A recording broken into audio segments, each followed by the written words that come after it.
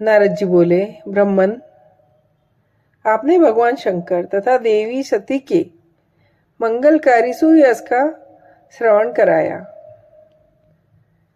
अब इस समय पुनः उनके उत्तम यश का वर्णन कीजिए।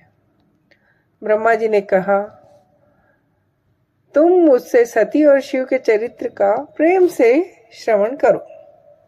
वे दोनों दंपति वहां लौकिकी गति का आश्रय ले नित्य निरंतर क्रीड़ा किया करते थे। तदंतर माया देवी सती को अपने पति शंकर का वियोग प्राप्त हुआ। कुछ ऐसा श्रेष्ठ बुद्धि वाले विद्वानों का कथन है। वास्तव में उन दोनों का वियोग कैसे हो सकता है, क्योंकि वे दोनों वाणी और अर्थक समान से एक दूसरे से सदा मिले जुले हैं, शक्ति और शक्तिमान हैं। फिर भी उनमें लीला विषयक रुचि होने के कारण सब कुछ संगठित हो सकता है। सती और शिव यद्यपि ईश्वर है तो भी लौकिक रीति का अनुसरण करके जो लीलाएं करते वे सब संभव है। दक्ष कन्या सती ने जब देखा मेरे पति ने मुझे त्याग दिया है, तब वे अपने पिता दक्ष के यज्ञ में गई और वहां भगवान शंकर का अनादर देख उन्होंने अपने शरीर को त्याग दिया। वे ही सती पुनः हिमालय के घर में पार्वती के नाम से प्रकट हुई और बड़ी भारी तपस्या करके उन्होंने विवाह के द्वारा पुनः भगवान शिव को प्राप्त कर लिया। सूत जी कहते हैं, ब्रह्मा जी की ये बात सुनकर नारद जी ने विधाता से शिवा और शिव के महान यश के विषय में इस प्रकार पूछा, महाभाग, आप मुझे शिवा और शिव के भाव का तथा आचार संबंध रखने वाले उनके चरित्र को विस्तार से सुनाइए। भगवान शंकर ने अपने प्राणों से प्यारी धर्मपत्नी सती का त्याग किस लिए किया, अतः आप इसे अवश्य कहे। उसके बाद वहां क्या हुआ?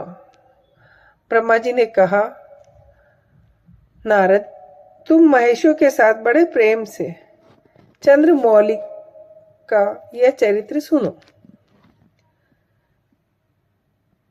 श्री विष्णु आदि देवताओं से सेवित परब्रह्म महेश्वर को नमस्कार करके मैं उनके महान अद्भुत चरित्र का वर्णन कहता हूँ। भगवान शिव की लीला ही है ये। वे प्रभु अनेक प्रकार की लीला करने वाले हैं।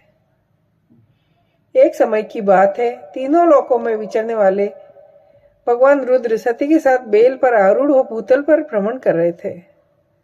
घूमते घूमते वे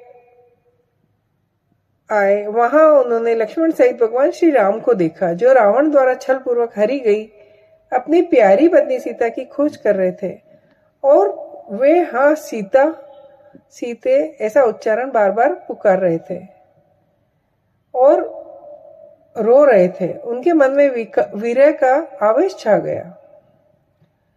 सूर्यवंश में उत्पन्न श्री राम आनंद रहित तो लक्ष्मण के साथ वन में भ्रमण कर रहे थे।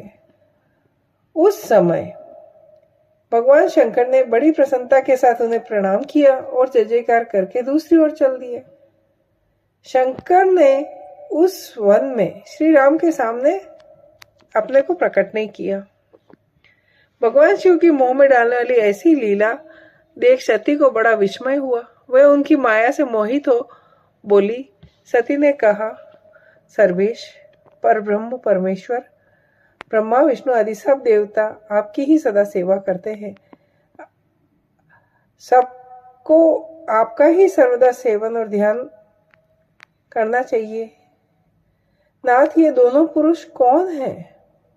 ये दोनों धनुधर वीर वन में विचरते हुए क्लेश के भागी और दीन ही हो रहे हैं। इनमें जो ज्येष्ठ है उसकी अंग कांति नील कमल के समान है। उसे देखकर किस कारण से आप आनंद विभोर हो उठे? आपका चित्त क्यों अत्यंत प्रसन्न हो गया? आप इस समय भक्त के समान विनम्र क्यों हो गए?